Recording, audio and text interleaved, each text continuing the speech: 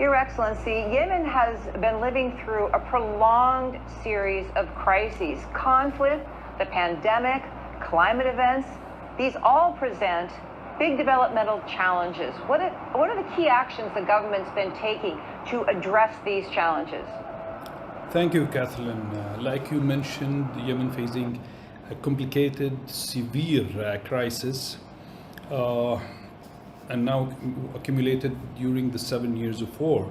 Humanitarian crisis, we have deteriorating in economy. UNDP estimated that the Yemen economy set back 2 decades, and if it go back maybe to 4 decades, if it continue, we lost 126 billion US dollar in total in GDP during the 6 years of war. We have 4 million IDPs, internally displaced people.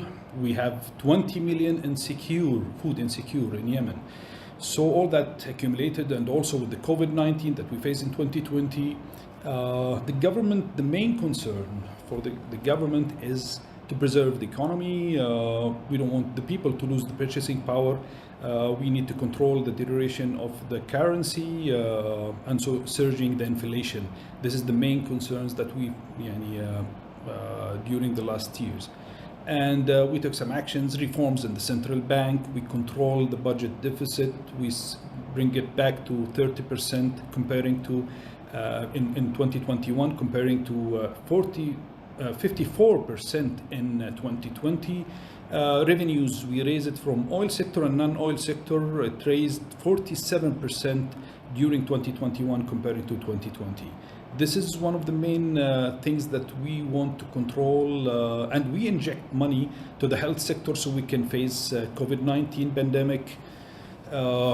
We built around 26 isolation camp around the country, 14 oxygen factory. We face a lot of difficulties providing oxygen to the isolation camp. We built that in 2020 and 2021, and enhanced the capacity of the health sector, and run vaccination campaigns.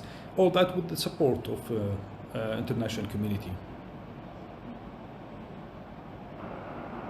So let's talk more about the role the international community has played. What steps have been most important? Where could this assistance, this cooperation improve? It's important, and one of the key issues is stay engaging. Engaging in those crises, because sometimes it's closed doors cause a lot of problems. The cost of disengaging is high. IDA, for example, is an example of global solidarity. The amount that they support countries like Yemen helps in our situation. So for the international community, it's important to stay engaging, and also mitigating risk rather than avoiding risks is important. That's why one of the examples, the World Bank interventions during the crisis is I think they have example in Yemen, and we work together, and we enhance that. And also presence on the ground. If the donors knows more about political atmosphere and economic atmosphere inside the country, they can design good ways in implementation and helping the country. And also balancing between emergency response and long-term development. It's always emergency response, but we need to balance that. We need to capitalize more in sustainable and inclusive growth. That's important. This is one of the main issues that I can recall.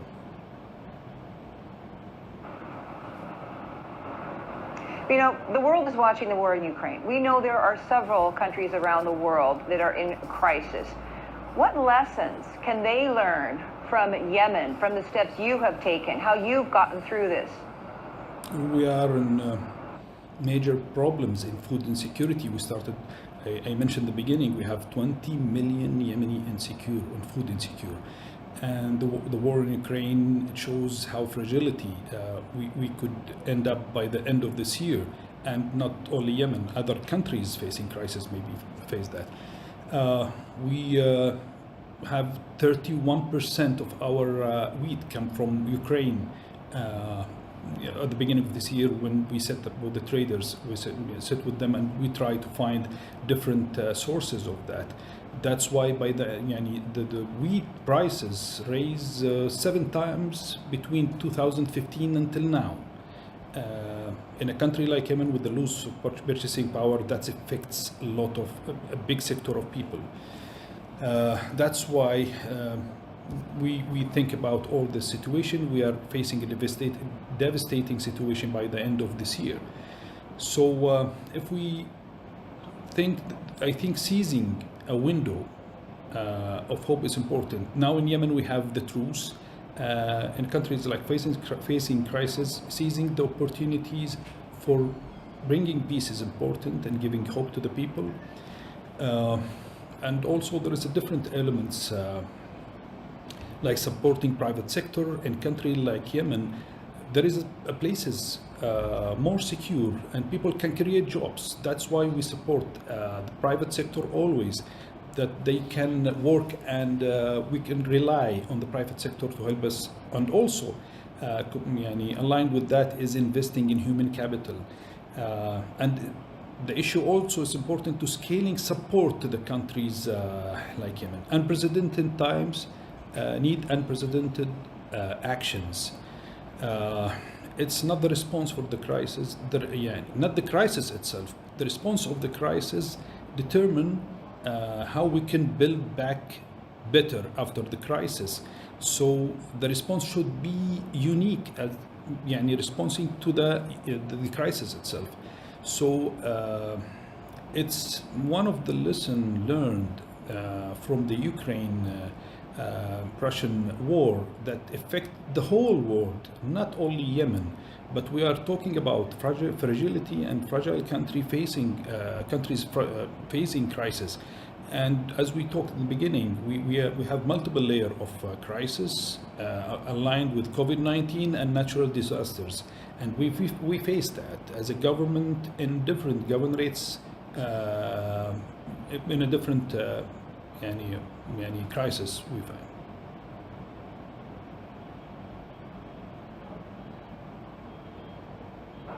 Your Excellency, thank you very much for an illuminating and inspiring conversation. Thank you, Catherine.